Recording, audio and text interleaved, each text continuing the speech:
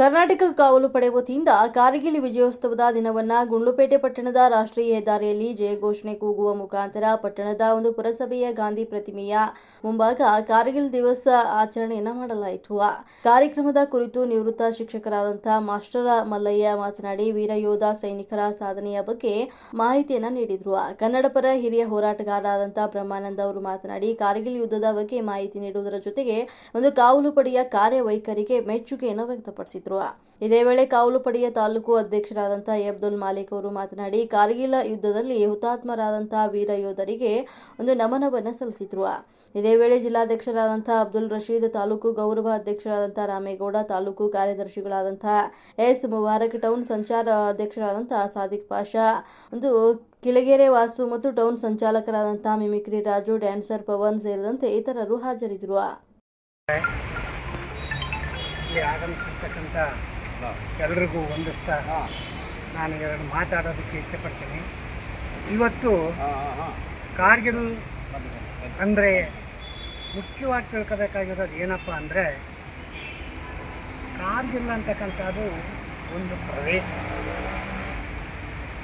ನಮ್ಮ ಗಡಿ ಏನಿದೆ, ನಮ್ಮ ಭಾರತದ ಎಲ್ಲೆ, ಆ ಎಲ್ಲೆಗೆ ಪಾಕಿಸ್ತಾನ ಮತ್ತು ಭಾರತದ ಗಡಿ ಮಧ್ಯೆ ಇರ್ತಕ್ಕಂಥ ಸುಮಾರು 1,000 ಎಕರೆ ಪ್ರದೇಶವುಳ್ಳಂತಹ ಜಾಗ. ಬಹಳ ಫಲವತ್ತತೆಯಿಂದ ಕೂಡಿರ್ತಕ್ಕಂತಹ ಮಹತ್ತರವಾದಂಥ ಜಾಗ. ಈಗಲೂ ನೀವೆಲ್ಲ ಕೇಳಿರ್ಬೋದು, ಕಾಬೂಲ್ ಸೇಬು ಮತ್ತು ಫಲವತ್ತಾದಂಥ ಫಲ ಮತ್ತು ಹಣ ಭರಿತವಾದಂತಹ ಸಂಪತ್ಭರಿತವಾದಂತಹ ಜಾಗ ಅಂದರೆ ಆ ಪ್ರದೇಶ. ಅದನ್ನು ಮಾನ್ಯ ಪ್ರಧಾನಿಗಳಾದಂತಹ ನಮಗೆ ಸ್ವತಂತ್ರ 1947 ಸ್ವತಂತ್ರ ಬಂತು. ಅದಕ್ಕಿಂದೆ ಇದಕ್ಕೂ ಸಹ ಪಾಕಿಸ್ತಾನದವರು ಸ್ವಲ್ಪ ಒತ್ತು ಕೊಟ್ಟಿದ್ರು. ಇದು ನಮಗೆ ಸೇರಬೇಕು, ಇದು ನಮ್ಮದು ಅಂತಕ್ಕಂತಹ ಒಂದು ಮನೋಭಾವನೆ ಅವರಲ್ಲಿದ್ದಾರೆ. ಆವಾಗ ಅದನ್ನು ಗಣನೆಗೆ ತಗೊಳ್ಳಿಲ್ಲ. ಜವಾಹರ್ಲಾಲ್ ನೆಹರೂರವರು ಪ್ರಧಾನಮಂತ್ರಿಗಳಾದಾಗ ತಗೊಂಡಿದ್ರೆ ಅದು ನಮಗೆ ಆಗ್ತಿತ್ತು. ಅದು ಬರ್ತಾ ಬರ್ತಾ ಬರ್ತಾ ದಿನೇ ದಿನೇ ಅಲ್ಲಿಯ ಒಂದು ಫಲವತ್ತತೆಯನ್ನು ನೋಡಿದಂಥ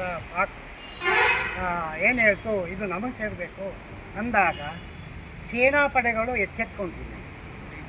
ಅಲ್ಲಿ ಆಗ್ತಕ್ಕಂಥ ಹೋಗು ಅದನ್ನೆಲ್ಲ ನಡೆದಂಥವು ಸುಮಾರು 1993-94 ಸಾಲಿನಿಂದ ಆ ಒಂದು ಘಟನೆ ಒಂದು ಹಂತಕ್ಕೆ ಬಂದು ಯುದ್ಧಕ್ಕೆ ಸ್ಟಾರ್ಟ್ ಆಯಿತು.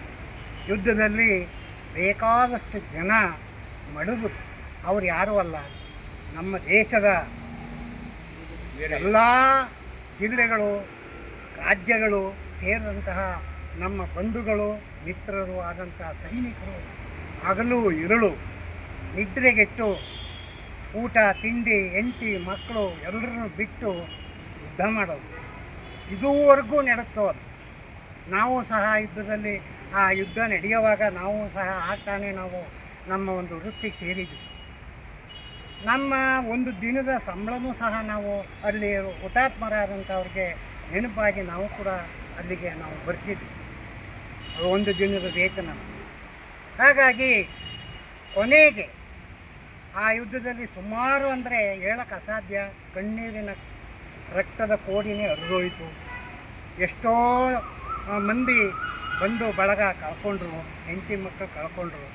ಆದರೂ ಕೂಡ ಇವತ್ತಿನ ದಿನ ಅವ್ರನ್ನ ನೆನೆಸ್ತಾ ಅವ್ರಿಗೆಲ್ರಿಗೂ ಭಗವಂತ ಆಯುಷ್ ಆರೋಗ್ಯ ಅವರ ಮನೆತನ ಕುಟುಂಬದವ್ರಿಗೆ ಕೊಡಲಿ ಅಂತ ಹೇಳ್ತಾ, ಮತ್ತೆ ಅದು 1997ರಲ್ಲಿ ಅಧಿಕೃತವಾಗಿ ನಮ್ಮಂತೆ ಆಯಿತು ಆ ಜಾಗ.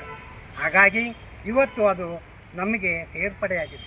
ಪಾಕಿಸ್ತಾನದವ್ರು ಬಿಟ್ಬಿಟ್ಟಿದ್ದಾರೆ, ಈಗ ಅದು ನಮ್ಮದು ಅಂತ ಆಗಿದೆ. ಅಷ್ಟು ದೊಡ್ಡ ವಿಶಾಲವಾದಂಥ ಪ್ರದೇಶ ಅದು.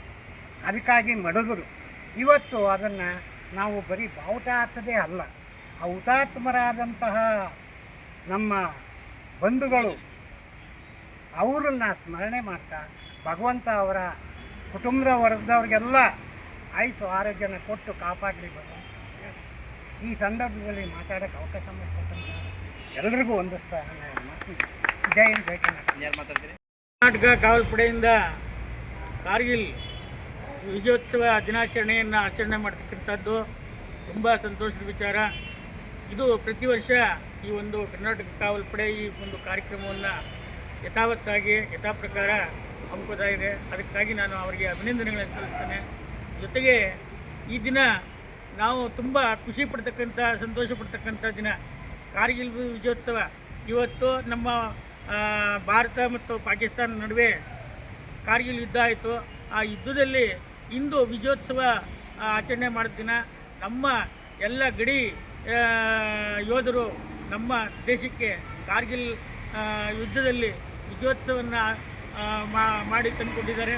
ಅವರ ಪ್ರಾಣವನ್ನು ಅಂಗನ್ನು ತೊರೆದು ನಾವು ನಮ್ಮ ದೇಶಕ್ಕೆ ಹೆಮ್ಮೆಯನ್ನು ತಂದಿದ್ದಾರೆ, ನಮ್ಮ ದೇಶಕ್ಕೆ ಗೆಲುವನ್ನು ತಂದಿದ್ದಾರೆ. ಹಾಗಾಗಿ ಅವರ ಅನೇಕ ಯೋಧರು ಈ ಒಂದು ಯುದ್ಧದಲ್ಲಿ ಮರಣ ಹೊಂದಿದ್ದಾರೆ. ಅವ್ರಿಗೆಲ್ಲ ನಾವು ಹುತಾತ್ಮರಿಗೆ ನಾವು ಒಂದು ವಂದನೆಗಳನ್ನು ಸಲ್ಲಿಸ್ತಾ, ಅಭಿನಂದನೆಗಳನ್ನು ಸಲ್ಲಿಸ್ತಾ, ಜೊತೆಗೆ ಅವರ ಹುತಾತ್ಮರಿಗೆ ಒಂದು ಗೌರವವನ್ನು ಸಲ್ಲಿಸ್ತಾ ಮತ್ತು ವಿಜಯೋತ್ಸವ ಇನ್ನೂ ಬದುಕಿರ್ತಕ್ಕಂಥ ಅನೇಕ ಯೋಧರಿಗೆ ನಾವು ಅವರಿಗೆ ವಿಜಯೋತ್ಸವ ಆಚರಣೆಯನ್ನು ನಮಸ್ಕಾರವನ್ನು ಮಾಡ್ತಾ ಅವ್ರಿಗೂ ಕೂಡ ಗೌರವವನ್ನು ಸಲ್ಲಿಸುತ್ತಾ ಈ ಒಂದು ಕಾರ್ಯಕ್ರಮದಲ್ಲಿ ನನಗೆ ಕರೆದು ಮಾತನಾಡಲಿಕ್ಕೆ ಅವಕಾಶ ಕೊಟ್ಟಂಥ ಪಡೆಯ ಎಲ್ಲ ಸದಸ್ಯರಿಗೆ, ಅಧ್ಯಕ್ಷರಿಗೆ ಮತ್ತು ಪದಾಧಿಕಾರಿಗಳಿಗೆ ಎಲ್ಲರಿಗೂ ವಂದನೆ ಸಲ್ಲಿಸ್ತಾ ಎರಡು ಮಾತನ್ನು ಮುಕ್ತಾಯ ಮಾಡ್ತೇನೆ. ಜೈ ಹಿಂದ್, ಜೈ ಕರ್ನಾಟಕ. ಇವತ್ತು ಜುಲೈ 26 ಕಾರ್ಗಿಲ್ ವಿಜಯೋತ್ಸವದ ಒಂದು ಆಚರಣೆಯನ್ನು ಮಾಡ್ತಾ ಇದ್ದೇವೆ ನಮ್ಮ ಕರ್ನಾಟಕ ಕಾವಲು ಪಡೆ ವತಿಯಿಂದ. ಸುಮಾರು ಈ ಒಂದು ಕಾರ್ಯಕ್ರಮವನ್ನು 15 ವರ್ಷಗಳಿಂದ ಇದೇ ಪುರಸಭೆ ಆವರಣದಲ್ಲಿ ಗಾಂಧಿ ಪ್ರತಿಮೆಯ ಮುಂಭಾಗ ಸತತವಾಗಿ ಮಾಡ್ಕೊಂಡು ಬರ್ತಾ ಇದ್ದೇವೆ. ಈಗ ಕಾರ್ಗಿಲ್ ವಿಜಯೋತ್ಸವದ ಒಂದು ಯುದ್ಧದ ಒಂದು ಏನಿದೆ ವಿಚಾರವನ್ನು ನಮ್ಮ ಹಿರಿಕರಾದಂತಹ ನಿವೃತ್ತ ಶಿಕ್ಷಕರಾದ ಮಾಸ್ಟರ್ ಮಲ್ಲಯ್ಯ ಮತ್ತು ಈ ಕನ್ನಡ ಪರ ಹಿರಿಯ ಹೋರಾಟಗಾರರಾದ ಬ್ರಹ್ಮಾಂದರು ಅನೇಕ ವಿಚಾರಗಳನ್ನು ಕೊಟ್ಟಿದ್ದಾರೆ. ಹಾಗಾಗಿ ನಾನು ವಿಚಾರವನ್ನು ಹೇಳೋಕ್ಕೆ ಬಯಸೋದಿಲ್ಲ.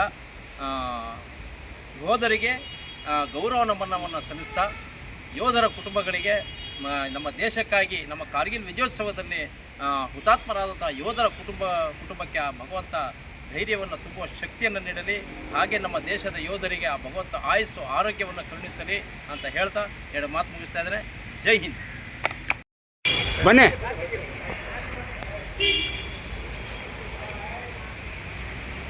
ಭಾರತ್ ಮಾತಾ ಕೇ ವಂದೇ ಮಾತರಂ, ವಂದೇ ಮಾತರಂ.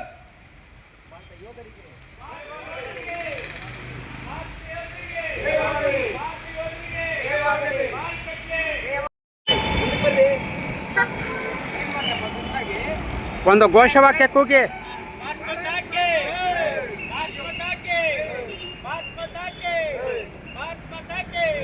ವಂದೇ ಮಾತರಂ, ವಂದೇ ಮಾತರಂ, ವಂದೇ